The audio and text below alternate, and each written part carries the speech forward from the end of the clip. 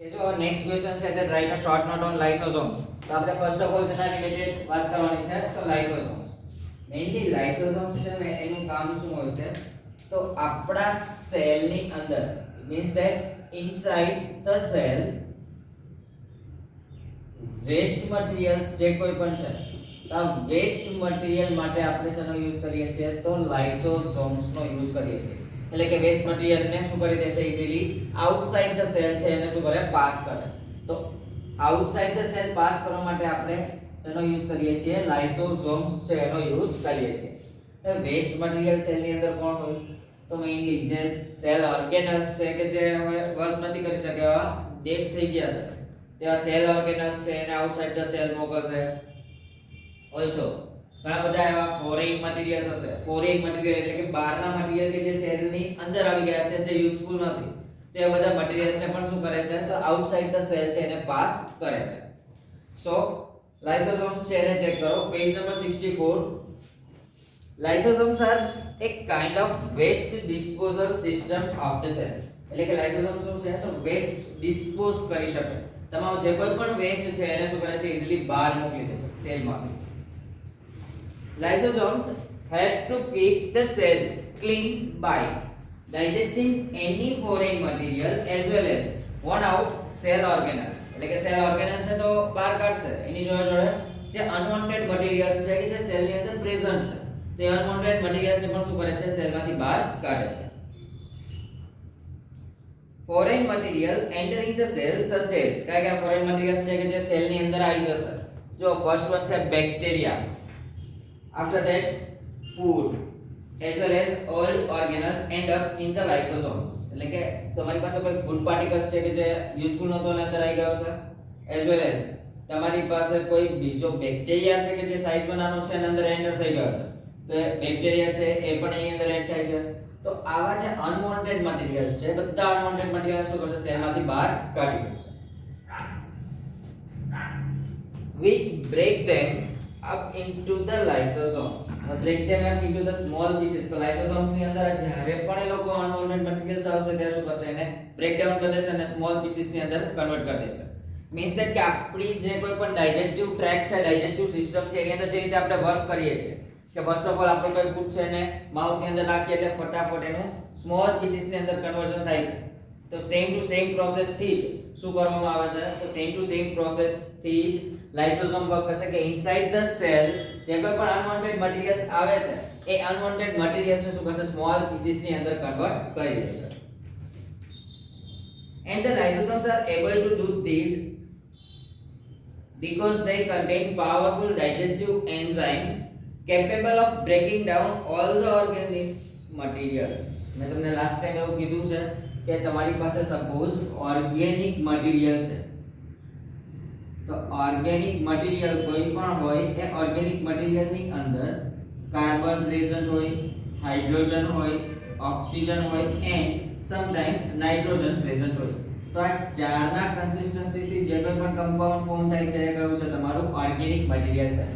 તો આ organic material છે ને એમના વચ્ચે યાદ રાખવાનું કે બોન્ડ જે ફોર્મ થાય છે એ બોન્ડ કેવો હોય છે એકદમ સ્ટ્રોંગેસ્ટ બોન્ડ ફોર્મ થાય.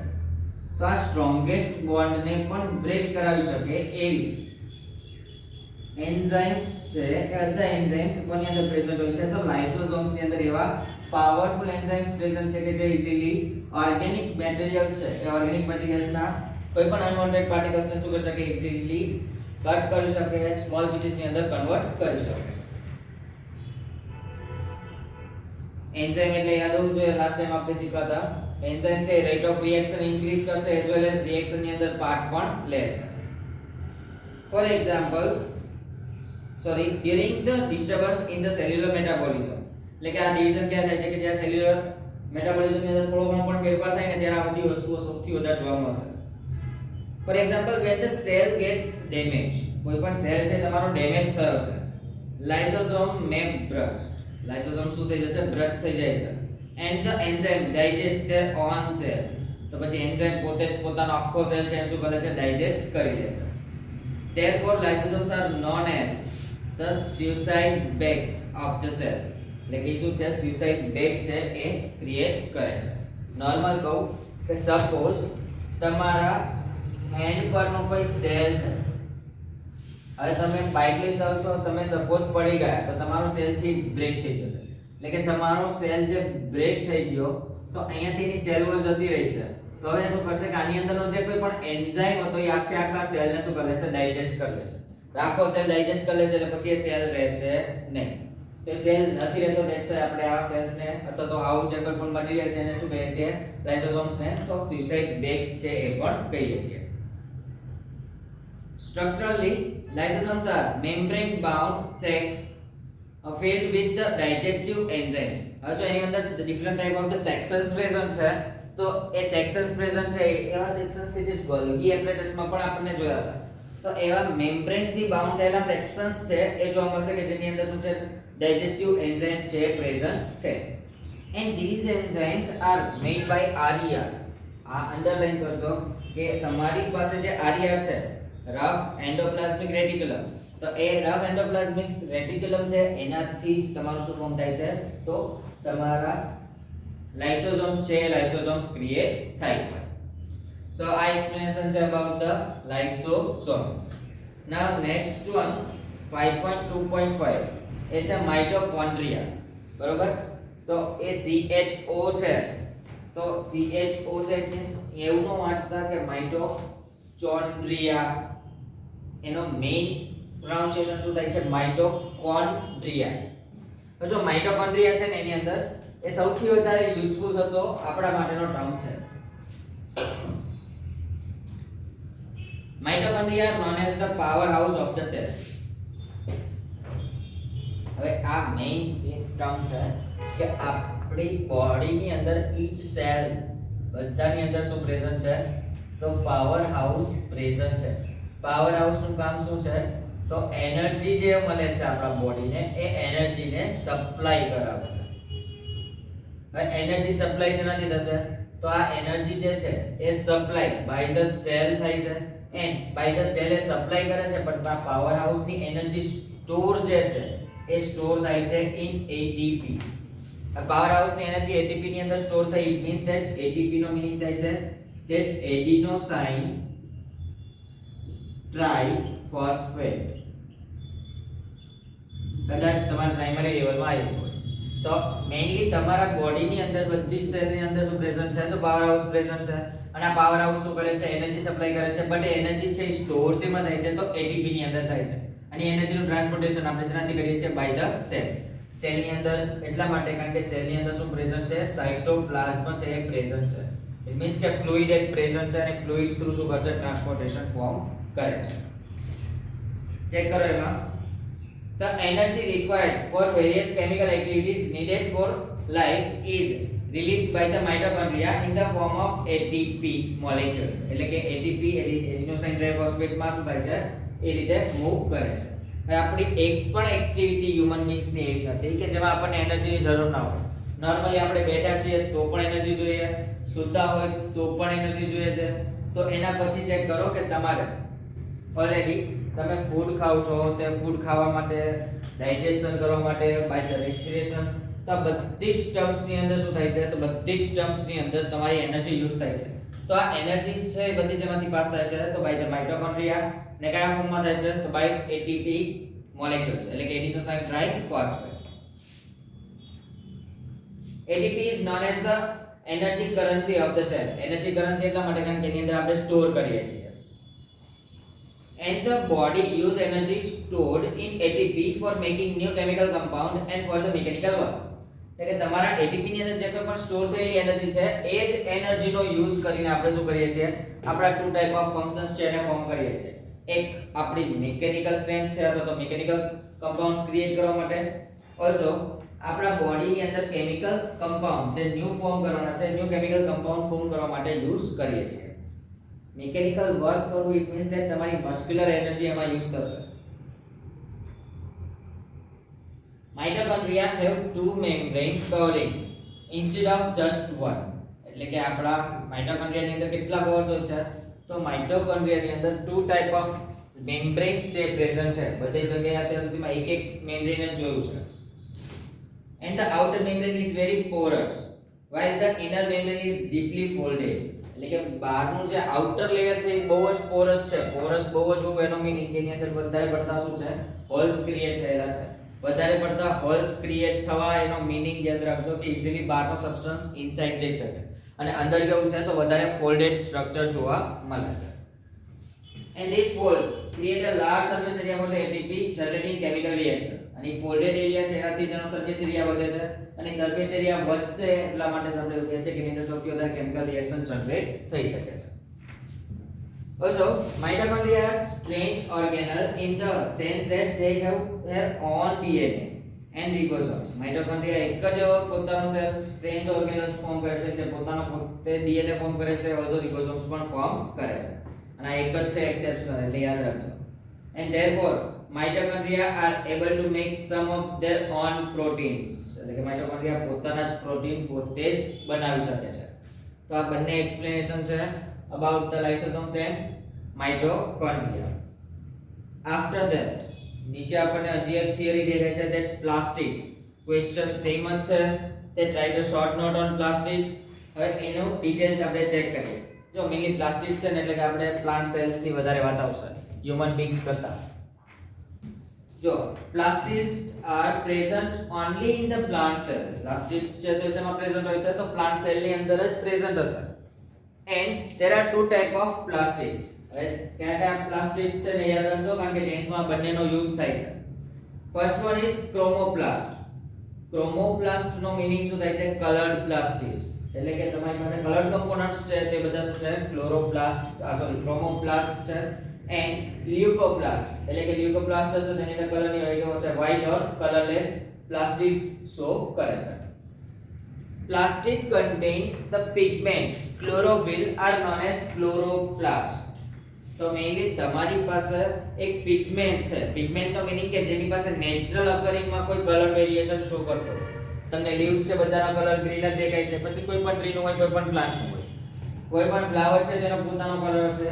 સપોઝ રોઝ છે તો એક કઈ પિંક ઓર રેડ વ્હાઇટ તેનો સ્પેસિફિક કલર જે શો કરે છે એને શું કહેવાય, એની pigment.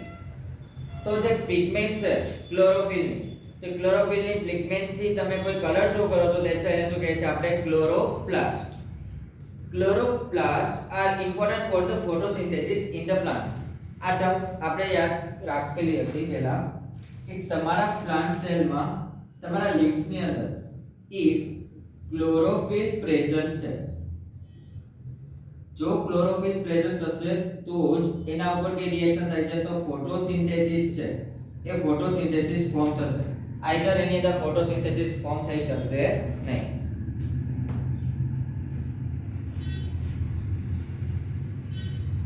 And the chloroplast also contain various yellow or orange pigment in addition to chlorophyll. હવે જરૂર નથી ક્લોરોફિલ ની અંદર એક ગ્રીન કલર જ શો કરે, એના સિવાય યલો એન્ડ ઓરેન્જ પણ શો કરે છે, બટ એ ક્યારેક ક્યારેક જ તે, બહુ વધારે વાર નહીં. Also leucoplasts are primarily organelles in which materials such as starch, oil and protein granules are stored.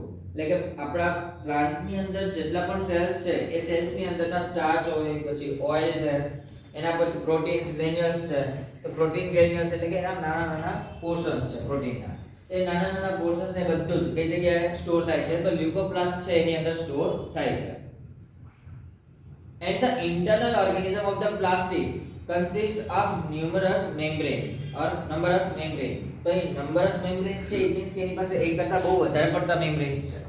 Two membranes હોય તો આપણે એને માઇટોકોન્ડ્રિયા કહીએ છીએ, પણ બે કરતા પણ બહુ વધારે હોય તો એ કયું છે, તો બે કરતા પણ વધારે હોય તો એ શું છે, પ્લાસ્ટિડ છે. Numerous membrane layer embedded in a material called the stroma. તો સ્ટ્રોમા જે છે ત્યાં સૌથી વધારે શું પ્રેઝન્ટ હોય છે, તો સ્ટ્રોમા ની અંદર તમારા ફોલ્ડેડ લેયર સૌથી વધારે પ્રેઝન્ટ હશે. Plastid are similar to mitochondria in external structure, એટલે કે folded structures તમને સૌથી વધારે જોવા મળશે. Like a mitochondria, plastid also have their own DNA and ribosomes. તો આ બંનેની જેમ માઇટોકોન્ડ્રિયા અને પ્લાસ્ટિડ બંને પોતાના શું રાખે છે, તો DNA પણ રાખે છે અને ribosomes પણ ક્રિએટ કરે છે. તો આ એક્સપ્લેનેશન છે about the plastids. તો નેક્સ્ટ છે આપણે ઓલરેડી ત્રણ સ્ટડી કર્યા અત્યારે, લાઇસોસોમ્સ છે, માઇટોકોન્ડ્રિયા છે, ઓલ્સો પ્લાસ્ટિડ્સ છે. તો એમાં જે લાસ્ટ પોઈન્ટ છે that vacuoles એ vacuoles ને ચેક કરીએ. So vacuoles are the storage sections or sacs for the solid or liquid content. એટલે કે તમારા સેલ પાસે જેટલા પણ સોલિડ કન્ટેન્ટ છે, લિક્વિડ કન્ટેન્ટ છે, આ બધાના સ્ટોરેજ માટે શેનો યુઝ કરીએ છીએ? તો vacuoles છે એ vacuoles નો યુઝ કરીએ છીએ. Vacuoles are small sized in animal cell while plant cell have very large vacuoles. એટલે કે આપણે જે એનિમલ છે એમાં આપણી પાસે vacuoles કેવા હશે? સાવ સ્મોલ સાઇઝ ના હશે. બટ જે કોઈ પણ પ્લાન્ટ સેલ છે એની પાસે vacuoles કેવા હશે? બહુ મોટા હશે. આનું રીઝન કે આપણા અંદર જે કોઈ પણ સ્ટોરેજ થાય છે સોલિડ ઓર લિક્વિડ કમ્પોનન્ટ, એ સોલિડ ઓર લિક્વિડ છે એ બહુ ઓછા પ્રમાણમાં હોય, પણ પ્લાન્ટ સેલ પાસે બહુ જ વધારે પ્રમાણમાં હશે. The central vacuole of some plant cell may occupy 50 to 90% of the cell volume. તમારા સેલનું જે વોલ્યુમ છે એમાંથી 50 to 90% જેટલું પ્લાન્ટ્સ ની અંદર શું પ્રેઝન્ટ હોય છે? તો વેક્યુલ્સ હશે કે જેની અંદર સૌથી વધારે તમે સ્ટોરેજ ફોર્મ કરી શકો. In the plant cell, vacuoles are full of cell-shaped and provide turgidity and rigidity of the cell. Turgidity and rigidity. Rigidity means તમે પ્રેશર એપ્લાય કરો તો પણ એના સાઇઝ શેપમાં ફેર નહીં પડે. also turgidity means તમે એને ટેમ્પરેચર એપ્લાય કરો છો તો પણ એના સાઇઝ એન્ડ શેપમાં ફેર પડતો નથી, as it is રહે છે. Many substances of importance in the life of plant cells are stored in the vacuoles. એટલે કે ઘણા સબસ્ટન્સીસ એવા છે કે જે અત્યારે જરૂર નથી પણ ઇન ફ્યુચર જરૂર પડે એવી છે. તો એવા સેલ્સ અથવા તો એવા જે કોઈ પણ મટીરીયલ્સ છે એને પણ આ વેક્યુલ્સ છે શું કરીને રાખે છે? સ્ટોર કરીને રાખે છે. These includes એટલે એવા મટીરીયલ્સ કયા છે? that amino acid છે, sugar, various organic acids and some proteins. તો આ ચારે ચાર એવા છે કે જે તાત્કાલિક જરૂર હોય પણ ઇન ફ્યુચર જરૂર પડે એવી હોય તે બધાને વેક્યુલ્સ છે સ્ટોર કરીને રાખે છે. In a single celled organism like amoeba છે આપણે લાસ્ટ ટાઈમ ડિસ્કસ કર્યું હતું ત્યારે કીધું કે સિંગલ સેલ એનિમલ છે. The food vacuoles contain the food items that the amoeba has consumed. તો એના જે વેક્યુલ્સ છે એ શું કરે છે? તો વેક્યુલ્સ છે ફૂડના આઇટમને કલેક્ટ કરશે, એને કન્ટેઇન કરશે અને પછી અમીબા માટે શું કરે છે? તો એને કન્ઝ્યુમ કરે છે. એટલે પહેલા કલેક્ટ કરીને સ્ટોર કરશે, સ્ટોર કરીને જ્યારે એને જરૂર હશે અમીબાને ત્યારે એ પોતે વેક્યુલ્સ છે શું કરે છે? એને ત્યારે આપે છે. In some unicellular organisms, unicellular એટલે પાછા સિંગલ સેલ વાળા થયા. Specialized vacuoles also play important role in expelling excess of water and some waste from the cell. એટલે કે શું કરશે? એક્સપોઝ કરશે, બહાર કાઢશે. તો એ જે વધારાનું વોટર છે ઓલસો કોઈ બીજો મટીરીયલ વેસ્ટ છે એને બહાર કાઢીને જે કોઈ પણ યુઝફુલ મટીરીયલ્સ છે એનું શું કરે છે? સ્ટોરેજ કરે છે. And each cell thus acquire its structure and ability to function because of the organizations of its membrane and organelles in a specific way. જો તમારી પાસેનું મેમ્બ્રેન છે, ઓર્ગેનલ છે, સ્પેસિફિક વે થી કામ કરતો હશે તો એનું વેક્યુલ છે એનું સ્ટોરેજ પણ કેવું હશે? એકદમ વધારે. આનું રીઝન કે જો તમારું કામ ટાઈમ ટુ ટાઈમ કમ્પ્લીટ થતું હોય તો ટાઈમ ટુ ટાઈમ કમ્પ્લીટ થશે, ઇટ મીન્સ કે ઓર્ગેનલ હોય તો એ વર્ક કરાવશે, ઓલસો મેમ્બ્રેન વર્ક કરાવશે. અને ટાઈમ ટુ ટાઈમ વર્ક થશે એટલે કે તમારી પાસે ત્યાં વધારે ને વધારે ફૂડની અથવા તો વધારે મટીરીયલ્સની શું કરશે? જરૂર પડે છે. And the cell thus has some basic structural organizations. એટલે કે એની પાસે કેવું છે? બેઝિક સ્ટ્રક્ચરલ ઓર્ગેનાઇઝેશન શું કરે છે? And these help the cell to perform functions like અહીં જે સ્ટોર કરીને રાખે છે એનાથી કયા કયા ફંક્શન્સ થાય છે ચેક કરો. એક તો રેસ્પિરેશન એટલે કે આપણે ડેલી રિસ્પાયર કરીએ છીએ તે. obtaining nutrition એટલે કે તમે જે કોઈ પણ ફૂડ છે એને ગેઇન કરો છો તે. and clearing of waste material તમારા વેસ્ટ મટીરીયલ શું કરે છે? ક્લિયરિંગ પણ ફોર્મ કરે છે. are forming a new proteins અને આ બધામાંથી જે કોઈ પણ એને ગ્લુકોઝ મળ્યો છે એમાંથી શું કરે છે? નવા નવા પ્રોટીન્સ ક્રિએટ કરે છે. thus the cell is the fundamental structural unit of living organisms. એટલે આ બધી પ્રોસેસ ઉપરથી આપણને એવી ખબર પડે કે આ જેટલા પણ સેલ્સ છે આપણા માટે કેવા છે? બહુ જ ઇમ્પોર્ટન્ટ છે. and it is also the basic function of the unit of life. એટલા માટે જ આપણા લાઈફનો સૌથી બેઝિક યુનિટ છે કોણ છે? તો બેઝિક યુનિટ આપણો સેલ છે. ડન. અહીંયા તમારું ચેપ્ટર કમ્પ્લીટ થયું.